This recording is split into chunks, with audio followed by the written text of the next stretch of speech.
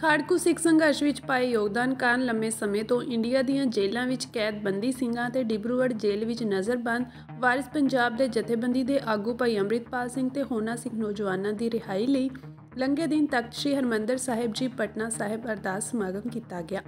ਜ਼ਿਕਰਯੋਗ ਹੈ ਕਿ ਇਹ ਅਰਦਾਸ ਸਮਾਗਮ ਭਾਈ ਅੰਮ੍ਰਿਤਪਾਲ ਸਿੰਘ ਦੇ ਮਾਤਾ-ਪਿਤਾ ਵੱਲੋਂ ਪੰਜ ਤਖਤ ਸਾਹਿਬਾਨਾਂ ਉੱਤੇ ਕੀਤੇ ਜਾ ਰਹੇ ਅਰਦਾਸ ਸਮਾਗਮਾਂ ਦੀ ਲੜੀ ਤਹਿਤ ਚੌਥਾ ਅਰਦਾਸ ਸਮਾਗਮ ਸੀ। ਅਸੀਂ ਜੀ ਗੁਰੂ ਮਹਾਰਾਜ ਦਾ ਕਟਾਨਕੋਟ ਸ਼ੁਕਰ ਕਰਦੇ ਹਾਂ ਤੇ ਸੰਗਤ ਦਾ ਵੀ ਤਹਿ ਦਿਲੋਂ ਧੰਨਵਾਦ ਕਰਦੇ ਹਾਂ ਕਿ ਜਿਨ੍ਹਾਂ ਨੇ ਇਹ ਉਪਰਾਲਾ ਕੀਤਾ ਤੇ ਗੁਰੂ ਦੇ ਅੱਗੇ ਜੋ ਅਰਦਾਸ ਬੇਨਤੀ ਕੀਤੀ ਜਾਂਦੀ ਹੈ, ਗੁਰੂ ਕੋ ਜੋ ਵੀ ਮੰਗਿਆ ਜਾਵੇ ਤਾਂ ਉਹ ਪ੍ਰਾਪਤ ਹੁੰਦਾ।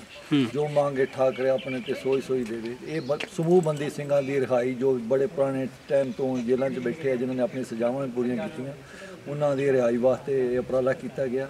ਤੇ ਸਾਨੂੰ ਪੂਰੀ ਉਮੀਦ ਹੈ ਕਿ ਬਿਰਥੀ ਕਦੇ ਨਾ ਹੋਵੇ। ਜਨ ਕੀ ਅਰਦਾਸ ਨਾਨਕ ਜੋੜ ਗੋਬਿੰਦ ਕਾ ਪੂਰਨ ਗੁਣਤਾਸ ਪੂਰੀ ਹੋਊਗੀ।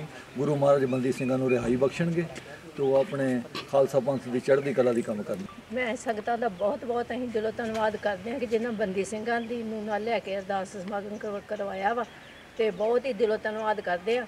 ਬਾਕੀ ਸਰਕਾਰਾਂ ਦਾ ਤੁਸੀਂ ਵੇਖ ਲਓ ਵੀ ਕਿੱਦਾਂ ਦਾ ਵਿਵਹਾਰ ਕਰ ਰਹੀਆਂ ਵਾ ਸਾਡੇ ਨਾਲ। ਗੁਰੂ ਘਰ ਜਾਣ ਵਿੱਚ ਵੀ ਸਾਨੂੰ ਪਰਮਿਸ਼ਨ ਲੈਣੀ ਪੈਂਦੀ, ਇਹਨਾਂ 'ਚ ਇੰਨੀ ਨਜ਼ਰ ਰੱਖ ਰਹੀਆਂ ਵੀ ਕਿਤੇ ਵੀ ਅਸੀਂ ਪਹੁੰਚਦੇ ਹਾਂ ਤਾਂ ਸਾਡੇ ਨਾਲ ਪ੍ਰਸ਼ਾਸਨ ਪਹੁੰਚਦਾ।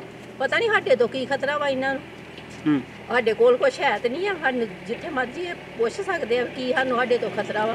ਕਿਤੇ ਵੀ ਅਸੀਂ ਪਹੁੰਚਦੇ ਹਾਂ ਪ੍ਰਸ਼ਾਸਨ ਸਾਡਾ ਇੰਨਾ ਧਿਆਨ ਰੱਖਦਾ ਵਾ ਕਿ ਕੋਈ ਵੀ ਸਮਾਗਮ ਕਰਾਉਂਦਾ ਉਹਨਾਂ ਨੂੰ ਇਹ ਪੁੱਛਦੇ ਅੰਮ੍ਰਿਤਪਾਲ ਦਾ ਸਮਾਗਮ ਕਿਉਂ ਕਰਾਇਆ ਜਾ ਸਕਦਾ ਜਾ ਰਹੇ ਜੇ। ਅਸੀਂ ਤੇ ਇਸ ਸਮੂਹ ਬੰਦੀ ਸਿੰਘਾਂ ਤੋਂ ਜਿਹੜੇ 28 ਸਾਲ 'ਚ ਜੇਲ੍ਹਾਂ 'ਚ ਜਿਨ੍ਹਾਂ ਦੀਆਂ ਜ਼ਿੰਦਗੀਆਂ ਬਰਬਾਦ ਹੋ ਗਈਆਂ, ਉਹਨਾਂ ਵਾਸਤੇ ਵੀ ਇਹ ਅਰਦਾਸ ਸਮਾਗਮ ਲੈ ਕੇ ਤੁਰੇ ਪੰਜਾਂ ਤਖਤਾਂ ਦਾ।